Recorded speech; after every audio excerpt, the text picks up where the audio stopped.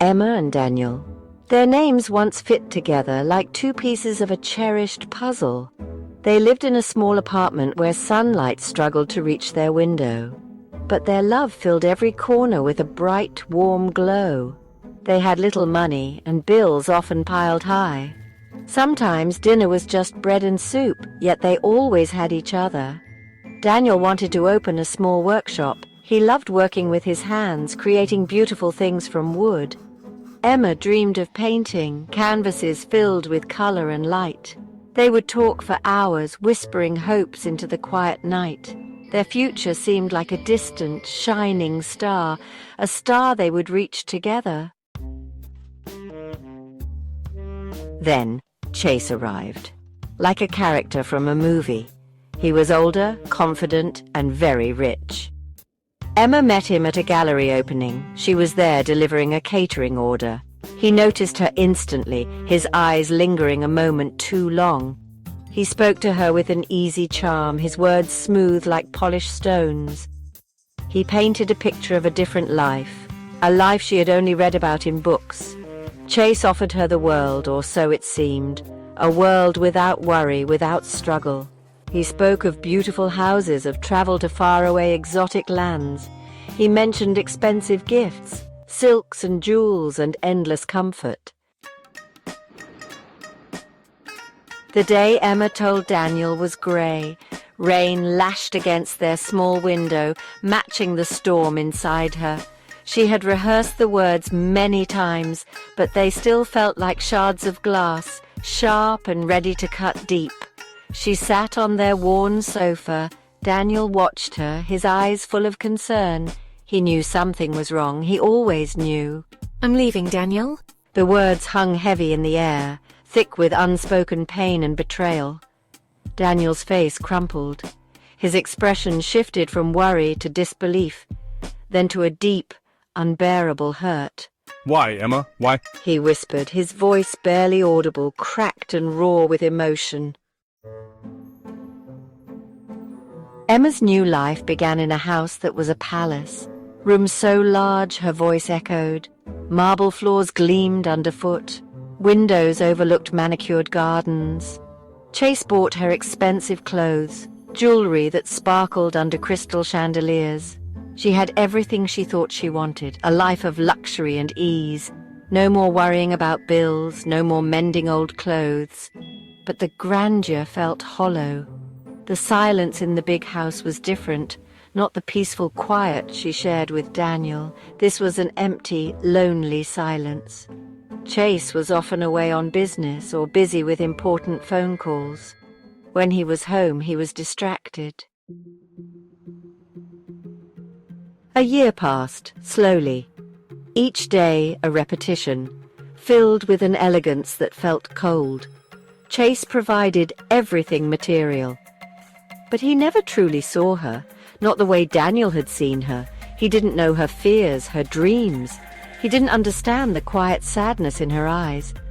Or perhaps he simply didn't care to.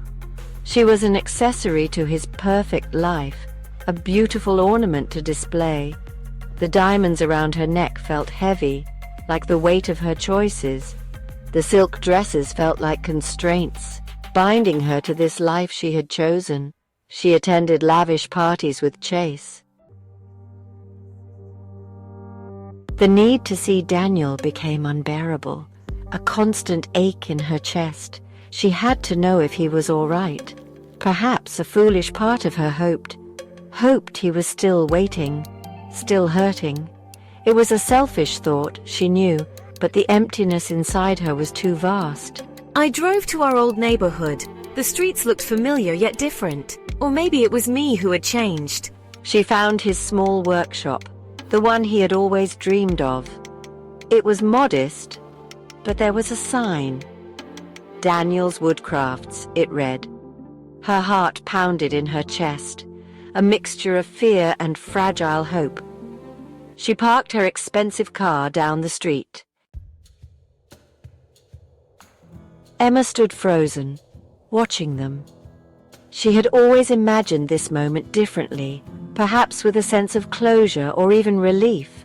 But now, as she stood there, She felt an overwhelming wave of emotions crashing over her. The scene before her was both familiar and foreign, a painful reminder of what she had lost. Daniel and the new woman. They seemed so in sync, their movements a dance of perfect harmony. It was as if they had been working together for years, their connection palpable even from a distance. Sarah, she would later learn, a name that would haunt her thoughts, a face that would appear in her dreams. Sarah, who had taken her place, who had found a way into Daniel's heart. They moved around the workshop with easy familiarity. Every gesture, every glance spoke of a deep understanding and mutual respect. It was a sight that both warmed and shattered her heart. Their laughter drifted out to where Emma stood. It was a sound that once brought her joy. Now it only brought pain. The kind of pain that lingers, that gnaws at the soul. It was a sound that pierced her heart. Each note of their laughter was a reminder of what she had given up, of the happiness she had let slip through her fingers, like a melody she used to know.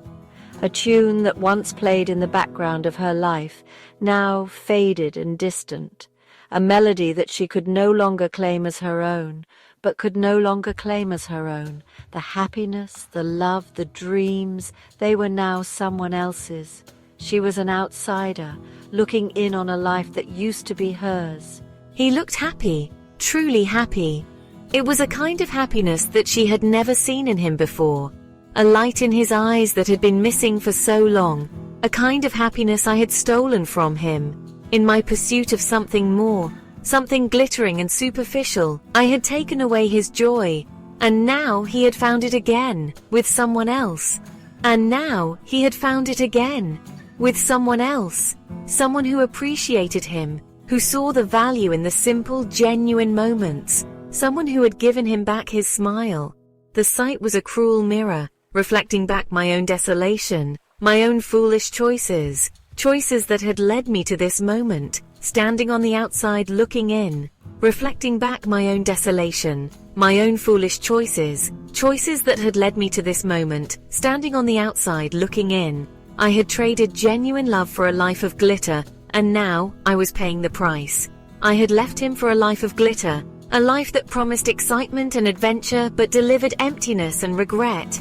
I had been blinded by the sparkle, unable to see the true value of what I had. He had rebuilt his life with genuine gold, the gold of love and shared dreams. He had found someone who valued the same things, who saw the beauty in the simple everyday moments, the gold of love and shared dreams, dreams that they were building together, one day at a time. And as I stood there watching them, I realized that I had lost something far more precious than I had ever imagined. The drive back to Chase's mansion was long. The road stretched endlessly before her, each mile a reminder of the choices she had made. The night was dark, mirroring the heaviness in her heart.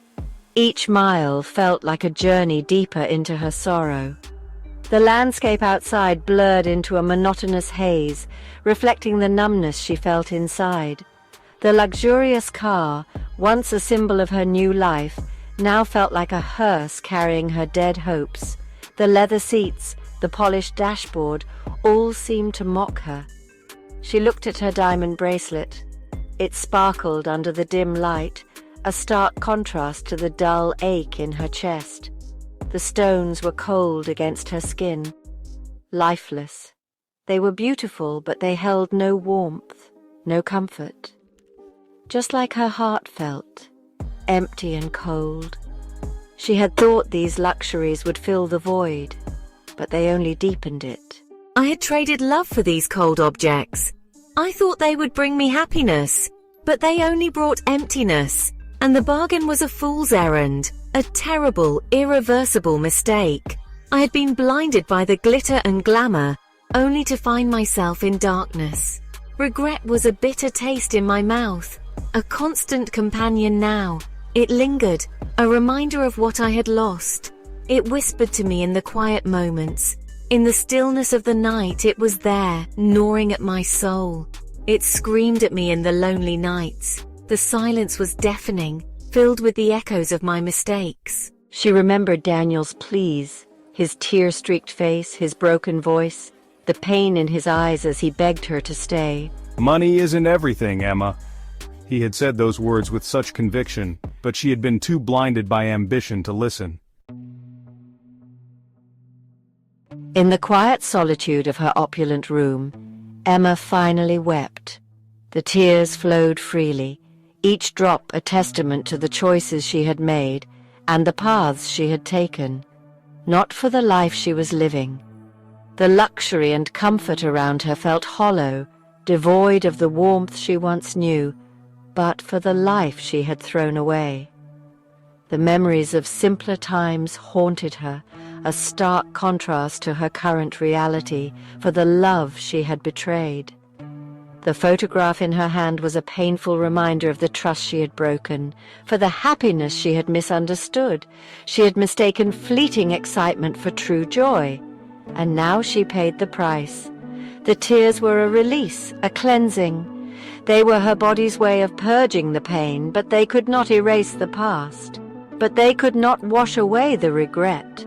That was a stain on her soul, a constant reminder of her mistakes. That was a stain on her soul, a mark that no amount of tears could cleanse, a permanent mark of her journey, a journey that had taken her from love to loss, to a painful wisdom she wished she had never needed, a journey from love to loss, to painful wisdom. Each step along the way had been a lesson, each mistake a teacher. She realized that Daniel's new happiness was deserved. He had found a way to move on, to find joy again. He had weathered the storm she created. The chaos she had brought into his life had not broken him, and found sunshine on the other side. His resilience was a testament to his strength and character. There was a strange comfort in that, knowing he was okay, knowing he had healed. It gave her a small measure of peace, but it also underscored her own isolation. The choices she had made had led her to this lonely place, a place where regret was her only companion.